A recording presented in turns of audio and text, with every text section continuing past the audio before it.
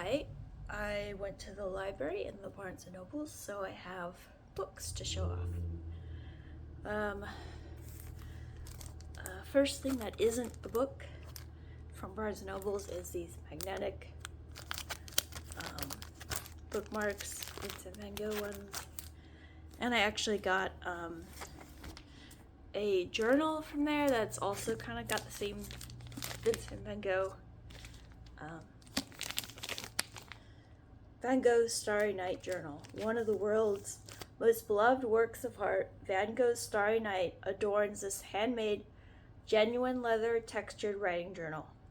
The painting's seductive swirls and rich color palette of the night sky are captured in this journal, making it an enchanting one worthy of one's most treasured writings. Breathe. It is artfully finished with a coordinating yellow leather tie and a matching silk bookmark. 192 lined ivory pages. Made in Florence, Italy. Words are hard. Whew. I'll show off the other Barnes & Nobles so that I can leave the library books for last, because I got 5 library books, but only one book and one notebook from the Barnes & Nobles. So this one I've already read, and I enjoyed, and I was actually I did audiobook version, but I wanted to have a physical copy to go back through and like highlight and bookmark things. This is 4,000 Weeks, Time Management for Mortals by Oliver Burkeman. And it says on the back, Oliver Burkeman's New York Times bestseller, 4,000 Weeks, has struck a deep chord with many readers. Nobody needs to be told there isn't enough time. Whether we're starting our own business, trying to write a novel during our lunch break, or staring down a pile of deadlines as we're planning a vacation, we're obsessed with our lengthening to-do list, overfilled inboxes, work-life balance, and ceaseless struggle against distraction. We're deluged with advice on becoming more productive and efficient, and life hacks to optimize our days. But such techniques often end up making things worse. The sense of anxious hurry grows more intense, and yet the most meaningful parts of life seem to lie just beyond the horizon. Still, we rarely make the connection between our daily struggles with time and the ultimate time management problem, the challenge of how best to use our 4,000 weeks, the average length of a human life.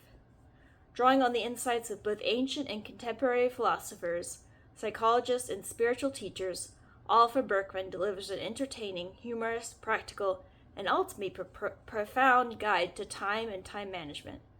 Rejecting the futile modern obsession with getting everything done, 4,000 Weeks introduces readers to tools for constructing a meaningful life by embracing finitude, showing that many of the unhelpful ways we've come to think about time aren't inescapable, unchanging truths, but are choices we've made as individuals and as a society, and that we can do things differently.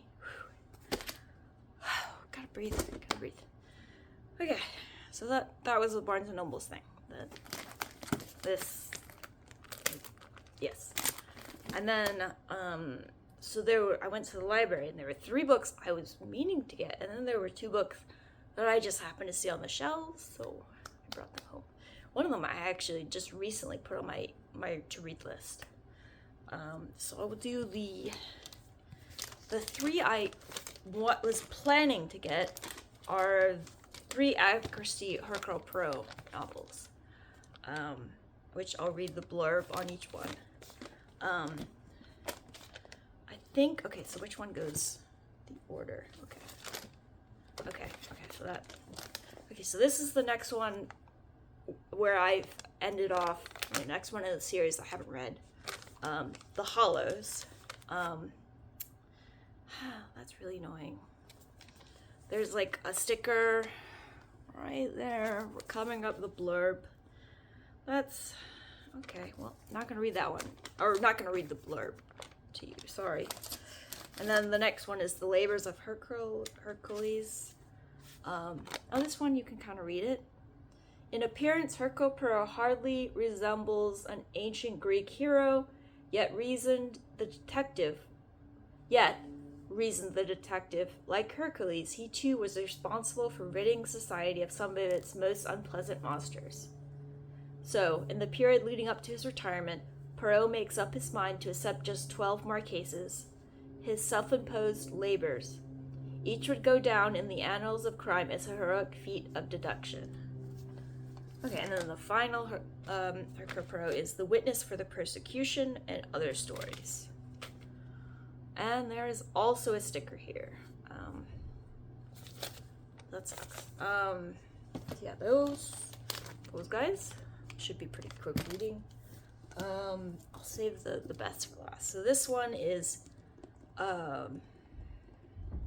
Future Proof: 9 Rules for Humans in the Age of Information by Kevin Roose. Okay. Oh, interesting. Okay. You're being automated. After decades of hype and sci-fi fantasies, artificial intelligence is leaping out of research labs and into the center of our lives. Automation doesn't just threaten our jobs, it shapes our entire human experience, with AI and algorithms influencing the TV shows we watch, the music we listen to, the beliefs we hold, and the relationships we form. And while the age-old debate over whether automation will destroy jobs rages on, an even more important question is being ignored. How can we be happy, successful humans in a world that is increasingly built by and for machines? In Future Proof: 9 Rules for Humans in the Age of Automation, New York Times technology columnist Kevin Roose lays out a hopeful, pragmatic vision for how humans can survive in the machine age. He shares the secrets of people and organizations that have thrived during periods of technological change, and explains how we can protect our own futures. Roose rejects the conventional wisdom that in order to succeed in an age of intelligent machines, we have to become more like computers, hyper-efficient, data-driven workhorses. Instead, he says, we should focus on being more human and doing the kinds of creative, inspiring, and meaningful things even the most advanced AI can do. That last one has not aged well. When was this written? Oh, okay, it's 2021. Oh, yeah, kind of scary. AI is kind of makes me worry. Last one. Oh, did I show this? I don't know if I showed this cover. Oh, that's not. And the last one is 24/6, The Power of Unplugging One Day a Week. Tiffany. I can't pronounce normal words, so I'm not gonna try to pronounce that one. We've got codes. It's just interesting sometimes to see who leaves a blurb on your book. So in 24/6, Tiffany Shang explores how turning off screens one day a week can work wonders on your brain, body, and soul. Internet pioneer and renowned filmmaker Tiffany Shang takes us on a provocative and entertaining journey through time and technology, introducing a strategy for living in our 24/7 world, turning off all screens for 24 hours each week.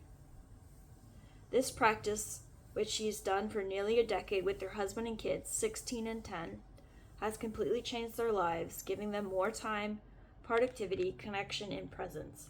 She and her family call it Technology Sabbath.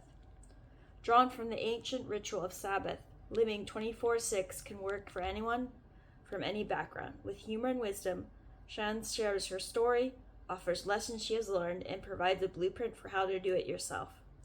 Along the way, she delves into the neuroscience, philosophy, psychology, and history of a weekly day of rest across cultures, making the case for why we need to bring this ritual back. A compelling personal story and a fascinating far-reaching examination of the complex world we've created. 24/6 is the call to rebalance ourselves and our society. So yeah, so these are the 2 nonfiction books I got from the library that were not planned. That is all the books that I got. Thank you for watching.